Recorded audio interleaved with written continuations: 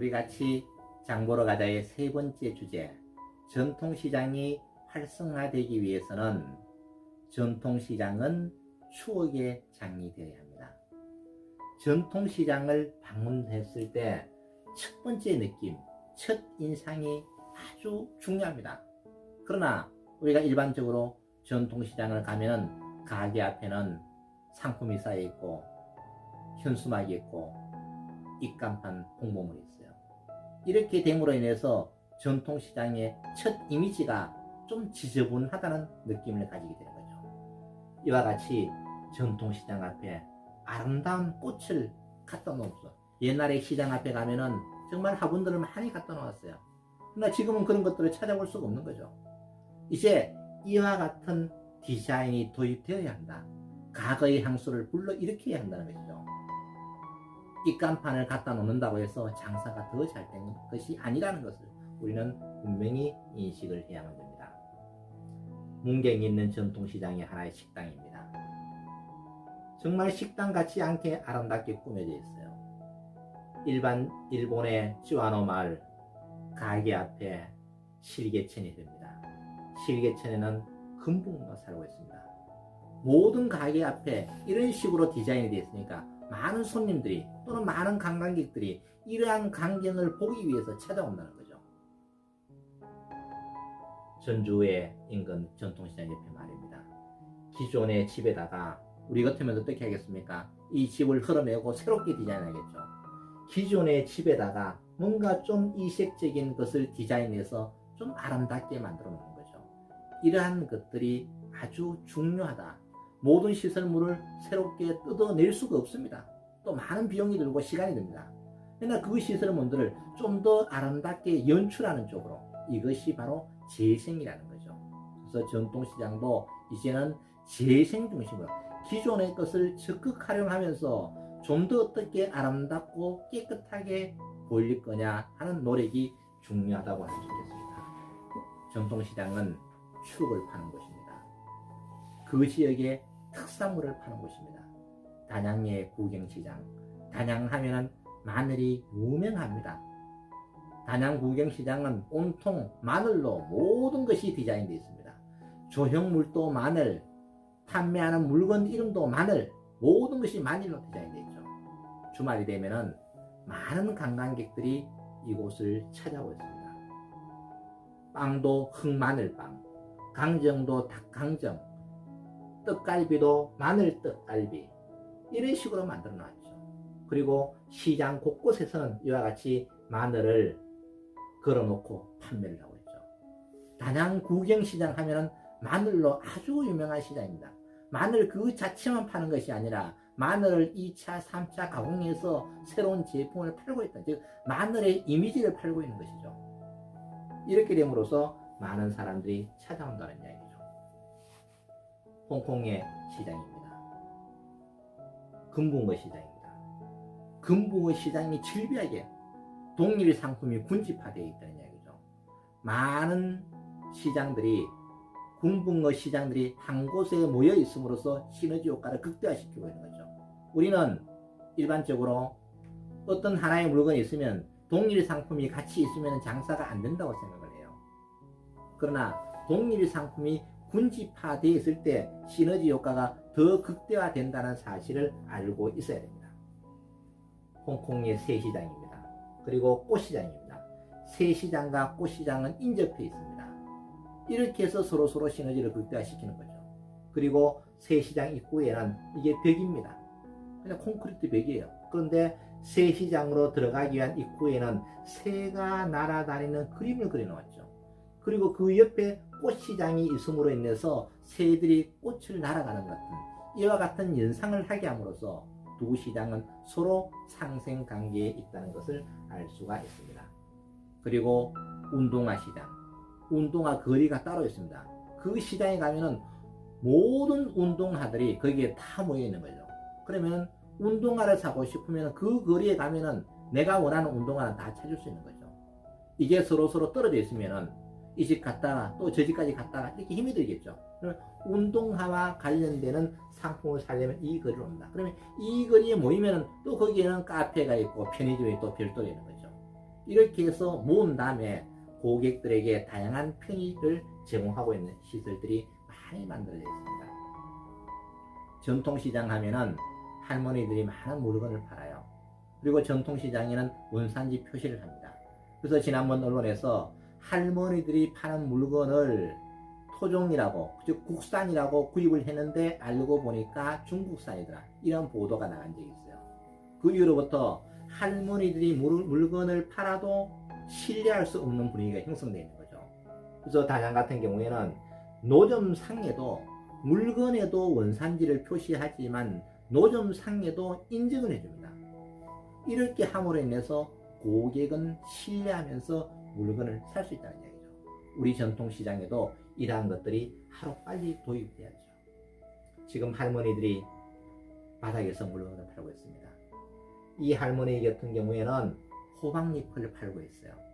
호박잎도 이렇게 가지런히 정리해서 봉지에 담아서 팔고 있습니다. 우리 배워야 되겠죠. 우리 일반적으로 노점상에 가면 할머니 물건 팔 때 어떻게 팝니까? 호박잎 그냥 쌓아놓고 그냥 대충 담아서 줍니다. 그렇게 하는 것보다는 이와 같이 정리정돈해서 예쁘게 포장해서 판매한다면 구매 욕구를 훨씬 더 충족시킬 수 있는 거죠. 이러한 작은 서비스가 고객을 감동시킨다는 것을 우리는 알아야 될 것으로 생각합니다. 전통시장은 추억이 있는 곳입니다. 우리 어릴 적 달고나 많이 해봤죠. 이런 것들이 있음으로써 관광객들이 잠시 머뭇거리게 관광객의 손을 잡게 되는 거죠. 인생 호떡, 똑같은 호떡을 파는데도 그냥 호떡 팝니다만 인생 호떡 이렇게 해놓으니까 뭔가 의미 있는 호떡이죠. 이러한 문구 하나가 그만큼 중요하다는 것을 알 수 있습니다. 서울의 노가리 골목 아이스 키키 장사입니다. 이 상품이 또 하나의 관광 상품이 되는 거죠. 아이스 키키를 팔고 있지만 많은 사람들은 60년대, 70년대 우리가 살았던 모습을 연상케 하는 거죠. 엿장수입니다. 정말 자전거 위에서 엿을 팔고 있는 거죠. 이 모습은 70년대에 볼 수 있었던 모습이에요. 그러면 이 앞을 지나가면서 많은 관광객들은 거의 70% 이상이 엿을 사게 된다는 이야기죠. 즉 고객의 주머니를 끌어낼 수 있는 뭔가 이벤트 요소가 있어야만 전통시장이 살아갈 수 있다는 것을 보여주는 좋은 사례라고 생각이 됩니다. 예천의 막골거리입니다. 벽화입니다. 아무 의미 없는 벽에다가 이와 같은 옛날 예천 운수 버스의 모습을 그려놓음으로 인해서 60년대, 70년대 우리 학생들이 버스 타고 다녔던 추억을 연상케 해주는 것이죠. 원래는 이 벽에는 아무것도 없었습니다. 그러나 이와 같은 시설들을 만들어 놓음으로 인해서 벽화를 그려 놓음으로 인해서 관광객들에게 새로운 추억거리를 되새기게 만들어주는 것이죠. 그때의 이발관의 모습, 그때 놀이하던 모습, 이발관 내부의 모습 이런 것들을 실감있게 연출을 해놓았죠. 60년대 주막집 주인은 머리에 수건을 덮어쓰고 몸빼를 입고 막걸리를 팔았죠. 이와 같은 술집들이 지금 만들어진다면 관광객들은 아마 대부분 이 자리에서 막걸리 한 잔을 마시고 갈 거라는 얘기죠. 그러나 지금의 전통시장에는 이러한 곳들을 찾아볼 수가 없다는 이야기죠. 추억이 담긴 전통시장이 되어야만 관광객들을 머무르게 할 수 있다는 이야기죠. 이러한 컨셉들이 전통시장에 많이 도입이 되어야 됩니다. 이곳은 서울의 통인시장입니다. 물건을 사기 위해서는 일단 조선시대 화폐로 바꿔야 됩니다. 엽전으로 바꿔야 돼요. 엽전을 바꾸면 그때 엽전과 동시에 뭐를 주느냐 하면 도시락을 줍니다. 엽전과 도시락을 들고 다니면서 이 가게를 쭉 찾아가는 거죠. 내가 먹고 싶은 물건을 엽전 2냥 또는 3냥 이렇게 주면은 김밥도 주고 오뎅도 주고 떡볶이도 주고 합니다. 이렇게 해서 모으는 거죠. 그러면은 관광객들은 엽전을 쓰고 사니까 좀 이색적이고 또 내가 먹고 싶은 물건을 마음대로 골라서 먹으니까 너무 좋은 거죠. 이렇게 해서 엽전을 들고 물건을 사면서 가게 앞을 다닙니다. 그리고 또 재미있으니까 인증사실 올리는 거죠. 그래서 입에서 입소문으로 또는 SNS를 통해서 많은 소문이 남으로써 매일 관광객들이 찾아오게 되는 거죠. 이와 같은 모습들이 우리 전통시장의 미래가 아닌가. 즉, 안 된다고 생각하지 말고 어떻게 하면 시장을 활성화시킬 것인가를 적극적으로 고민하면 우리의 전통시장은 미래가 있다고 보는 것이죠. 마카오의 성 도미니크 성당입니다. 이 성당을 방문하기 위해서 수많은 관광객이 찾아옵니다. 그러나 이 수많은 관광객은 그냥 돌아가지 않습니다. 우리 안동에는 하회마을, 봉정사, 두산서원 등 정말 문화유산이 있습니다. 수많은 관광객이 찾아옵니다. 그러나 그 관광객들은 문화유산만 보고 그냥 돌아가 버립니다. 전통시장을 방문하지 않는다는 이야기죠. 그러면 마카오 같은 경우에는 물론 거리가 인접해 있기도 하지만 특색이 있는 것을 만들어 놓았죠. 예를 들면 육포거리, 마카오 거리에 가면은 육포거리가 즐비하게 있습니다. 여기에서 누구든지 육포를 시식할 수 있어요. 시식해보고 맛있으면 사가는 거예요. 관광객들의 80% 이상이 다 육포를 사가는 거예요. 또 그 옆에는 뭐를 만들어 놓았냐면은 어묵거리를 또 만들어 놨어요. 육포 먹다가 또 한 가지 너무 많이 먹으면 맛이 없겠죠. 또 옆에는 어묵거리 만드는 거예요.